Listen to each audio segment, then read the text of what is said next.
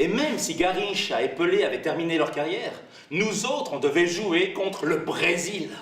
Mais qu'est-ce qu'on allait bien pouvoir faire? Juillet 82, l'Italie apprend qu'elle va affronter le Brésil en quart de finale de la Coupe du Monde. À Palerme, chez le petit Davide, comme dans toutes les familles, c'est l'émoi. Fabrice Piazza voulait proposer une forme théâtrale légère.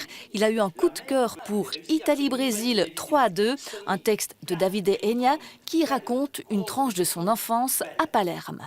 Tiens, il y a quelque chose de la joie, il y a quelque chose d'un partage autour du football. Enfin, c'est un sujet populaire et ça me plaisait de se dire, tiens, comment ce partage autour d'un sport très populaire, on peut l'amener au théâtre. Enfin, j'avais envie de confronter ces deux choses-là. Assis à côté de lui, l'oncle Pepe, le zio Pepe, son frère à son père, t-shirt blanc, pantalon clair, chaussettes vertes. Les mêmes vêtements portés pour tous les matchs de l'Italie, mais seulement pour les matchs de l'Italie. Et surtout, jamais lavés. Ah, sinon, la fortuna si rimane nella lavatrice. La chance, elle reste dans la machine à laver.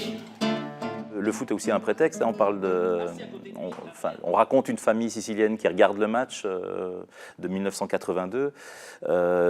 Ça raconte aussi toute une époque. Ça raconte aussi quelque chose de l'ordre du collectif, de la mémoire collective de tout un pays.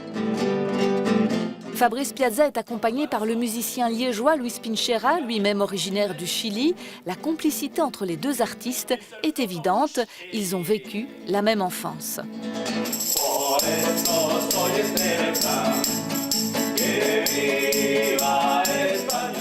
Ça m'a plutôt ramené à mon enfance parce que moi j'ai grandi dans des quartiers ici à Saint-Léonard, donc j'étais entouré de familles siciliennes. À l'école primaire, j'étais avec des familles siciliennes, avec des élèves qui venaient de Sicile et qui m'invitaient chez eux, etc. Donc la culture sicilienne, je la connais depuis très longtemps en fait. Donc ça n'a fait que me ramener vers des choses que j'avais déjà vécues.